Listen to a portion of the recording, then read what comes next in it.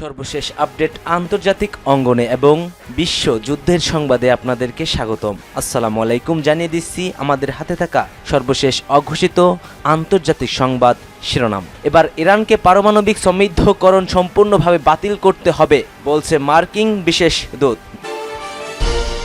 জানিয়ে দিচ্ছি লোহিত সাগরে হেরে গেছে যুক্তরাষ্ট্র বলছে ইয়েমেন। আরও জানিয়ে দেব আবারও আঘাত পাবে সন্ত্রাসী হামাস, গাজায় গিয়ে হুঁশিয়ারি দিয়েছেন নেতানিয়াহু। এদিকে নেতানিয়াহুর উপরে আবারও চাপ বাড়িয়েছে ইসরায়েলি সেনারা। সর্বশেষ জানিয়ে দেব ভারতে 170টি মাদ্রাসা বন্ধ করে দেওয়া হয়েছে। এতক্ষণ শুনছিলেন সংবাদ শিরোনাম, এবার বিস্তারিত।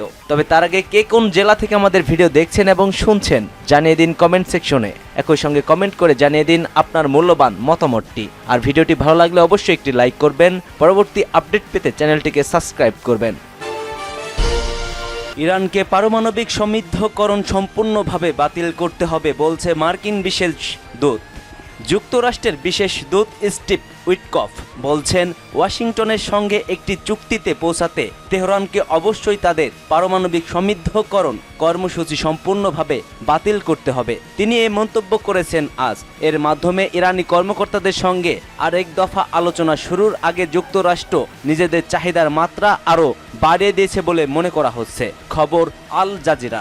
এর আগের দিন জ্বালানি উৎপাদনের জন্য সীমিত পরিসরে ইরানের ইউরেনিয়াম সমৃদ্ধকরণে যুক্তরাষ্ট্রকে মেনে নেবে বললেও উইটকফের বক্তব্য যে অবস্থান থেকে সরে আসার ইঙ্গিত দিচ্ছে।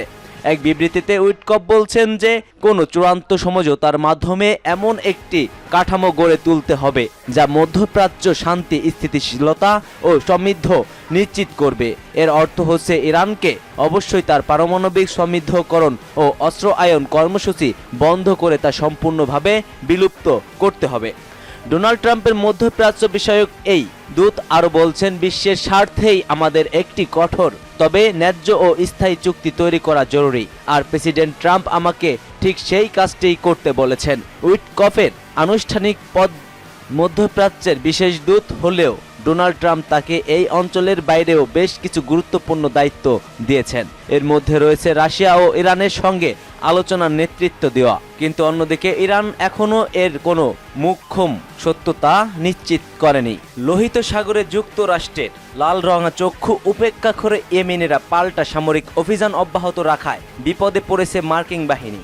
মার্কিন সংবাদ মাধ্যম ন্যাশনাল ইন্টার্নশিপ হুতিরা কিভাবে ওয়াশিংটনকে ছাড়িয়ে গেল এই শিরোনামে একটি প্রতিবেদন প্রকাশ করেছে। সেখানে তারা লিখেছে, মার্কিন নৌবাহিনীরা দুর্বলতা এবং তাদের উপর অতিরিক্ত প্রেসারকে বুদ্ধিমত্তার সঙ্গে কাজে লাগিয়েছে হুতিরা। সম্প্রতি এই হুতি বাহিনীকে আমেরিকা ও মার্কিনরা নিষিদ্ধ বলে ঘোষণা করেছে। প্রতিবেদনে বলা হয়, ইয়েমেনের হুতি বিদ্রোহীরা অর্থাৎ এই নিষিদ্ধ সংগঠন হুতি বিশ্বের অন্যতম গুরুত্বপূর্ণ জলপথ লোহিত সাগরে নিয়ন্ত্রণ নিতে সক্ষম হয়েছে। এই জলসীমায় এখন আর যুক্তরাষ্ট্রের নিরাপত্তা কাজ করছে না। ন্যাশনাল ইন্টার্নশিপের মতে মার্কিন নৌবাহিনী এবং তার মিত্রদের ব্যাপক হামলা সত্ত্বেও ইয়েমেনেরা লোহিত সাগরের জন্য হুমকি হয়ে দাঁড়িয়েছে এবং প্রায় 2 বছর ধরে কৌশলগত এই জলপথ অবরুদ্ধ করে যাচ্ছে। ফলপ্রসূ বেশিরভাগ জাহাজ দক্ষিণ আফ্রিকার কেপ অব গুড হোপের চারপাশে দীর্ঘ এবং ব্যয়বহুল পথ বেছে নিতে বাধ্য হয়েছে। বিশ্লেষকেরা বলছেন, ইয়েমেনিদের এই অগ্রগতি যুক্তরাষ্ট্রের জন্য বিপজ্জনক পরিণতি ডেকে আনতে পারে। এই পরিস্থিতি সৃষ্টির প্রধান কারণ হল প্রযুক্তিগত অগ্রগতি, ড্রোন এবং ভূমি ভিত্তিক ক্ষেপণাস্ত্র ব্যবস্থা। ন্যাশনাল ইন্টার্নশিপ আরও জানিয়েছে, মার্কিন নৌবাহিনীর উন্নত ও ব্যয়বহুল বিমান বাহিনী, রণতরী এবং জাহাজগুলো এই ধরনের যুদ্ধের জন্য উপযুক্ত নয় এবং নতুন অবস্থার সাথে খাপ খাইয়ে নিতে তাদের বছরের পর বছর সময় লাগতে পারে। অন্যদিকে চীনের হুমকি সহ নানা চ্যালেঞ্জগুলো বহাল রয়েছে। চীনের 400টিরও বেশি যুদ্ধজাহাজ থাকলেও মার্কিন প্রশান্ত মহাসাগরীয় নৌবহরে মাত্র 200টি জাহাজ আছে। যুক্তরাষ্ট্রের পুরাতন শিল্প ও জাহাজ নির্মাণ অবকাঠামোর কারণে সংখ্যার দিক থেকে তাদের নৌবাহিনীর চীনের সাথে তাল মিলিয়ে চলতে পারছে না। তবে মার্কিনরা ফিলিপাইন, জাপান এবং দক্ষিণ কোরিয়ার মতো তাদের মিত্রদের রক্ষা করতে প্রতিশ্রুতিবদ্ধ এবং তাইওয়ানকে রক্ষা করার জন্যও তাদের অঙ্গীকার রয়েছে। যুক্তরাষ্ট্র এত কিছু করার পরেও লোহিত সাগরের মতো গুরুত্বপূর্ণ জলপথ জাহাজ চলাচলের জন্য নিরাপদ করতে পারেনি। আরও আঘাত পাবে হামাস, গাজায় গিয়ে হুঁশিয়ারি দিলেন নেতানিয়াহু। ফিলিস্তিনের গাজা উপত্যকায় বিরল সফর করছে ইসরায়েলের প্রধানমন্ত্রী বেনিয়ামিন নেতানিয়াহু। এ সফরে তিনি সেনাদের সঙ্গে সাক্ষাৎ করেন এবং সন্ত্রাসী সংগঠন হামাসকে আরও শক্তিশালী আঘাত হানার হুঁশিয়ারি উচ্চারণ করেন।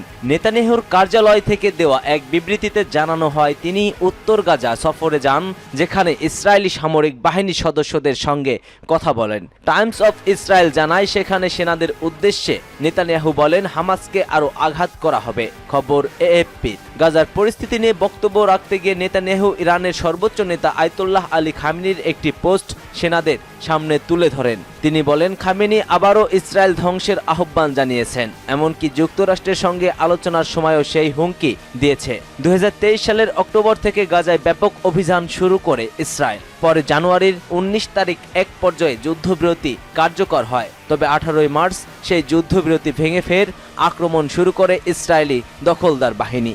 এরপর থেকে গাজার বিস্তীর্ণ এলাকা তারা দখল করে নেয়। ফলে হামলা থেকে বাঁচতে ফিলিস্তিনিদের এক অংশ আবারও বাড়িঘর ছেড়ে নিরাপদ আশ্রয়ের খোঁজে পলায়ন শুরু করে। নেতানিয়াহু ও ইসরায়েলের শীর্ষ কর্মকর্তারা বারবার বলে আসছে হামাসের হাতে আটক জিম্মিদের উদ্ধারে কেবলমাত্র সামরিক চাপের ফল পাওয়া সম্ভব। ইসরায়েলি সরকার জানিয়েছে 251 জন জিম্মির মধ্যে এখনো 58 জন গাজায় আটকা আছেন। ধারণা করা হচ্ছে তাদের মধ্যে মাত্র 24 জন এখন জীবিত।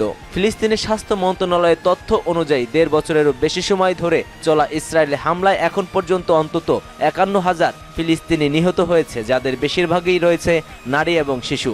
আহত হয়েছে 1,16,000-এরও বেশি মানুষ। বহু মানুষ এখনো নিখোঁজ রয়েছে।